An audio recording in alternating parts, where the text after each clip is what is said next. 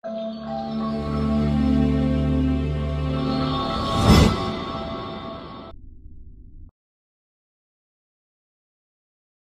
à tous et bienvenue sur cette nouvelle vidéo. Aujourd'hui, je vais vous parler des effets de traités à l'égard de tiers.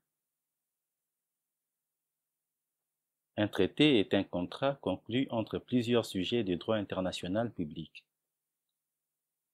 L'accord écrit traduit l'expression des volontés concordantes de ces sujets de droit en vue de produire des effets juridiques qui sont régis par le droit international. En général, les clauses d'un traité s'opposent qu'aux parties prenantes. Qu'en est-il des effets à l'égard de tiers? Est considéré comme État tiers un État qui n'a pas encore rempli les formalités nécessaires pour devenir partie au traité. En principe, un traité ne peut pas avoir de fait à l'égard de tiers. C'est ce qu'on appelle le fait relatif de traité. Ces principes s'affirment par l'article 34 du Convention de Vienne sur les droits de traité, conclu le 23 mai 1969 à Vienne. Un traité, je cite, ne crée ni obligation ni droit pour un État tiers sans son consentement. Le traité repose sur la notion de contrat et en raison de la souveraineté des États, il est admis qu'un État ne peut être lié par un traité que s'il est consenti. Par conséquent, le principe signifie qu'un traité ne peut pas avoir de fait à l'égard de tiers, à moins que ceux-ci y aient consenti. Cependant, il y a certaines techniques, certaines expressions permettant l'extension des effets d'un traité à l'égard de tiers, moyennant les consentements de ceux-ci. Il existe certainement plusieurs exceptions. Dans cette vidéo, nous avons sélectionné 4. La première exception est que les effets d'un traité peuvent être étendus aux tiers par le fait d'un autre accord, conclu avant ou en même temps que le traité initial, auquel les tiers sont parties. Ici, on peut imaginer 2 cas. Le premier cas est la représentation d'un État par un autre. Sur la base d'un traité, un État peut faire d'un autre État son mandataire, c'est-à-dire que ce dernier sera chargé de le représenter dans les relations internationales en général ou par une affaire en particulier. Le deuxième cas est que les États peuvent s'entendre pour admettre par avance des traités qui seront conclus par la suite et auxquels ils ne seront pas parties. L'exemple le plus concret est dans les traités de Versailles, où il y a des clauses par lesquelles l'Allemagne s'engage par avance à reconnaître certains traités que les États vainqueurs concluiraient à l'avenir avec de tiers. La deuxième exception est la clause de la nation la plus favorisée.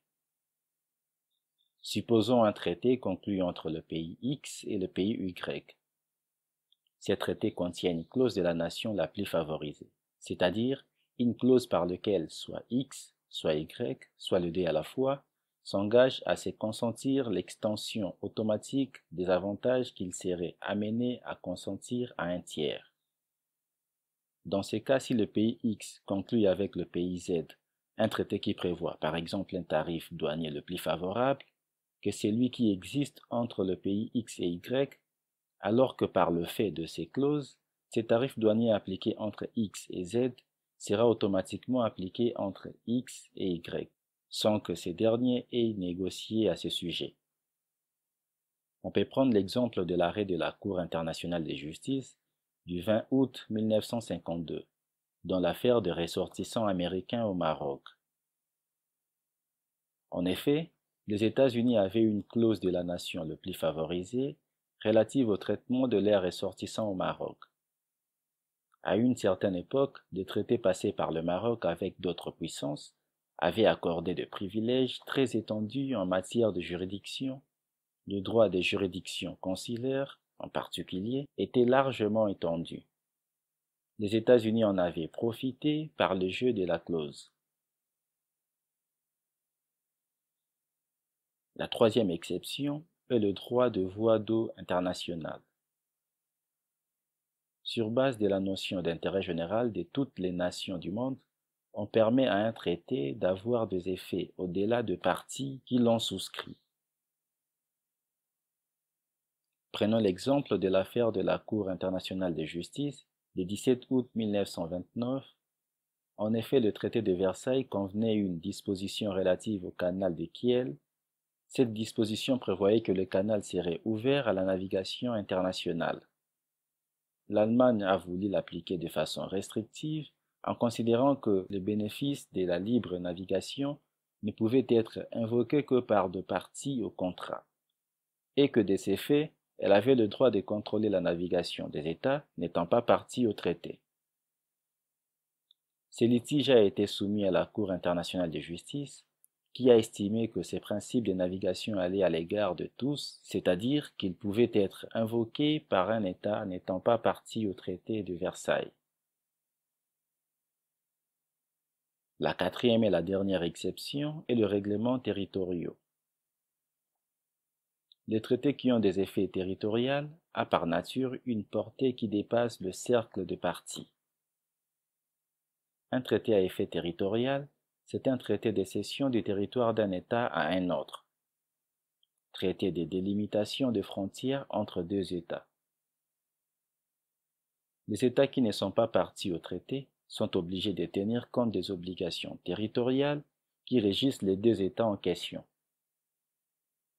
Ici, on peut prendre l'exemple des différends entre Costa Rica et Nicaragua en 1917.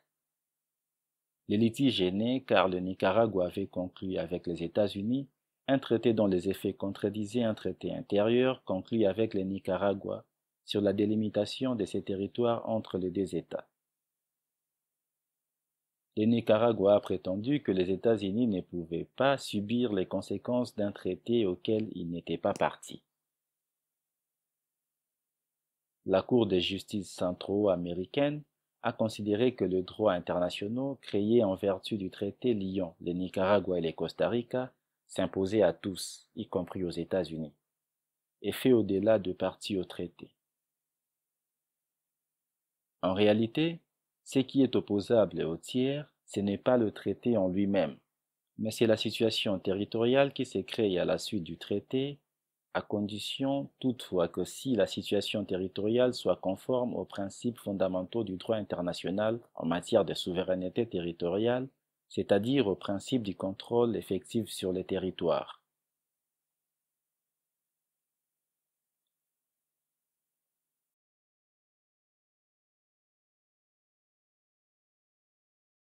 Pour aller plus loin, introduction au droit des traités internationaux. Cet ouvrage est une version mise à jour et approfondie d'une étude publiée d'abord en 1972 par les éditions A. Collin, puis par le Presse universitaire de France en 1985. Il porte sur un des sujets les plus fondamentaux du droit international public, à savoir le droit de traité. Commentaire de la Convention de Vienne relative au droit de traité de 1969, ce livre a d'emblée recueilli un succès considérable aussi bien auprès des spécialistes que des étudiants, devenant rapidement un instrument de travail indispensable pour tous ceux qui sont concernés par cette nouvelle œuvre de codification. L'édition actuelle, entièrement remaniée, se réfère aussi à la Convention de Vienne de 1982 sur les traités conclus par les organisations internationales.